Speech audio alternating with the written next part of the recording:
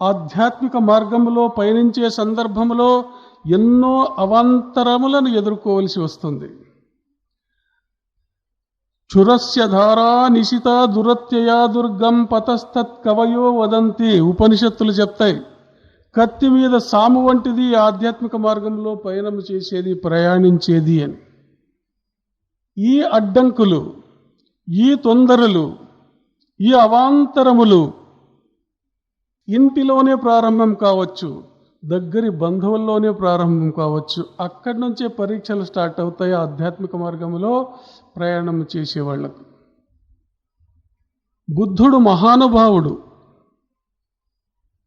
అయితే ఆయన ఆధ్యాత్మిక మార్గంలో పయనించే సందర్భంలో తన సోదరుని చేతని ఎన్నో ఇడుములు ఇక్కట్లను పొందినాడు. ఆయన దేవదత్తుడు ఆయన సోదరుడు. చిన్న వయసు నుంచి చిత్రహింసలు పెడుతూ వచ్చినాడు. ఒక పావురాన్ని గురిపెట్టి కొడతాడు, ఆ పావురం కింద పడుతుంది, బుద్ధుడు వచ్చి ఎత్తుకుంటాడు. దయామూర్తి ఎటువంటి హింస జరిగిపోయింది అని చెప్పి తాను దానికి మందు వేసి కట్టుకడతాడు. నేను బాణంతో కొట్టినాను కాబట్టి అది నాది అని వాదిస్తాడు దేవదత్తుడు. నేను రక్షించినాను, దానికి ప్రాణమిచ్చినాను కాబట్టి ఇది నాది అంటాడు బుద్ధుడు. అక్కడి నుంచే అసూయ ప్రారంభమవుతుంది. చివరకు బుద్ధుణ్ణి చంపాలని కూడా ప్రయత్నం చేస్తాడు దేవదత్తుడు. బుద్ధుడు భిక్షకు పోతుంటే పైనుంచి ఒక రాయను కూడా పొరలిస్తాడు. ఆ దెబ్బతో కాలు కూడా దెబ్బ తగులుతుంది బుద్ధునికి.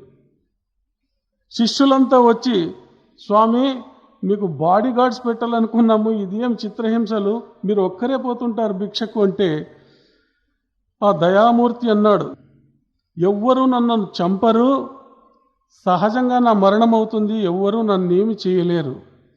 నేను ఏం పని చేసేదానికి ప్రపంచానికి వచ్చినానో అది పూర్తి చేసుకునే సహజమైన మరణాన్ని పొందుతాను అని చెప్తాడు. అటువంటి దయామూర్తికి కూడా ఇంటిలోనే శత్రుత్వం ప్రారంభమైందంటే చాలా ఆశ్చర్యంగా ఉంది. అందుకే మహాత్ములు అంటారు, ఆధ్యాత్మిక మార్గంలో పయనించే సందర్భంలో ఇంటిలోనే దగ్గరి వాళ్ల చేత నిందలు, నిష్ఠూరాలు, అవహేళనలు జరుగుతూ వస్తాయి. రాముడు సత్యసంధుడు, కరుణామూర్తి, ఆ మహానుభావునికి ఇంటిలోనే ప్రారంభమైంది, పినతల్లితోనే ప్రారంభమైంది. కైకేయి హృదయంలో చెడు తలంపు ప్రారంభమైంది. దానివల్ల ఎన్ని ఇక్కట్లు ఎదురైనాయి చూడండి. కృష్ణుడు సంపూర్ణమైనటువంటి అవతారం అని అంటారు. తన దగ్గరి వాళ్లలోనే ఆయనకి శత్రుత్వం ఏర్పడింది. శిశుపాలుడు, జరాసంధుడు, కంసుడు తన బంధువులే వీళ్ళంతా. బుద్ధుణ్ణి నిందించినారు, చంపేదానికి ప్రయత్నం చేసినారు, అవహేళన చేసినారు. వీళ్ళంతా దూరపు శత్రువులు కాదు, దగ్గరి శత్రువులే వీళ్ళు. మహమ్మద్ ప్రవక్త ఒకే దేవుని గురించి ప్రబోధం చేసే సందర్భంలో తన దగ్గరి వాళ్లే ఆయనకు శత్రువులైపోయినారు. అంతేకాదు విషమ పరిస్థితిని సృష్టించి ఆ ప్రవక్తను రాత్రి చంపేదానికి ప్రయత్నం చేస్తారు. అటువంటి సందర్భంలో దైవవాణి విని రహస్యంగా ఆయన మక్కా నుంచి మదీనాకు వెళ్ళిపోతాడు. ఈ శత్రుత్వం ఎక్కడి నుంచి వచ్చింది? ఆయన దగ్గరి బంధువుల నుంచే వచ్చింది. ఇక జీసస్ క్రైస్ట్ కరుణామూర్తి, ఆయన దయ అంటే ఆయన్ని చూచి నేర్చుకోవాలి. అటువంటి మహానుభావునికి కూడా ఇంటి నుంచి శత్రుత్వం ప్రారంభమైంది. ఆయన యూదుల ధర్మములో ఉన్నటువంటి లోపాలను సరిదిద్ది చెప్తూ ఉంటే జనులకు పట్టలేదు. ఒకసారి ఇంటికి పోతే ఆయన తల్లి, బంధువులు ఇష్టానుసారం తిట్టినారు. నీవు యూదులను ఎదురు వేసుకొని జీవనం సాగిస్తే మేము ఎట్లా సమాజంలో బ్రతకాలి? ఇష్టానుసారంగా నిందించినారు. ఆయన బాధపడి ఇంటి నుంచి బయటికి వచ్చి, ఇక మీ ఇంటిలో నేను అడుగు పెట్టనన్నాడు అంటూ ఒక మాట అన్నాడు. ఆధ్యాత్మిక క్షేత్రంలో ప్రయాణం చేసేవారు ఎవరైనా కానీ వాళ్లకు సొంత ఇంటిలో సొంత ఊరిలో విలువ ఉండదు అని చెప్పేసినాడు. ఇప్పుడు ఎవడైనా కావచ్చు, తూచా తప్పకుండా నియమములను ఉల్లంఘించుకోకుండా ఆధ్యాత్మిక క్షేత్రంలో పయనించే వాళ్లకు ఆయన పెట్టిన శాపం అంటుకుంటూ ఉంది. ఉన్న ఇంటిలో విలువ ఉండదు, ఉన్న ఊరిలో కూడా విలువ ఉండదు. దానికి ఉదాహరణ ఆయనే చెప్తాడు. దీపం చూడండి, చుట్టూ వెలుతురు ఉంటుంది, కింద చీకటి ఉంటుంది అంటాడు.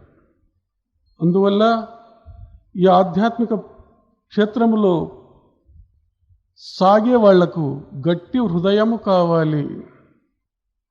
ఆ హృదయం ఉంటేనే కష్టములు వస్తే కృంగక, సుఖములు వస్తే పొంగక, గీతాచార్యుడు చెప్పినటువంటి మాటలను మననము చేసుకుంటూ పోవలసి వస్తుంది. దుఃఖేష్వనుదిగ్న మనాః సుఖేషు విగత స్పృహః వీతరాగ భయ క్రోధః స్థితధీర్ మునిరుచ్యతే. ధీరుడు, స్థితమైన ప్రజ్ఞ కలిగినటువంటి వాడు వాని లక్షణాలు చెప్తూ పోతాడు గీతాచార్యుడు.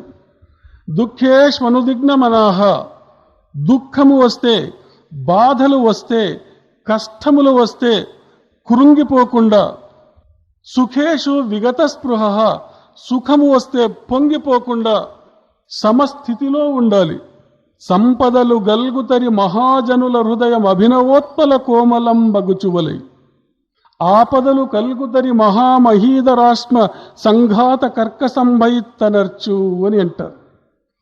సంపదలు గల్గుతరి మహాజనుల హృదయము, మహాత్ముల హృదయము సంపదలు కలిగినప్పుడు అభినవోత్పల కోమలం బగుచువలయు, మెత్తగా పుష్పము వికసించినట్లు వికసిస్తుందంట, చాలా మెత్తగా మృదువుగా ఉంటుందంట. ఆపదలు గల్గుతరి, కష్టములు సంభవిస్తే మహామహీధరాశ్మ సంఘాత కర్క సంభవించనర్చు, కొండలోని రాయి మాదిరిగా గట్టిగా చలించుకోకుండా, బెదరిపోకుండా, భయపడుకోకుండా వాళ్ళు జీవిస్తారు అని అంటారు. అంటే కష్టములకు కృంగక, సుఖములకు పొంగక ఒకే స్థితిలో ఎవడైతే పోతాడో వానిని స్థితప్రజ్ఞుడు అని పిలిచినారు. అటువంటి స్థితప్రజ్ఞత ఈ క్షేత్రములో, ఆధ్యాత్మిక క్షేత్రంలో పయనించే వాళ్లకు అత్యవసరం.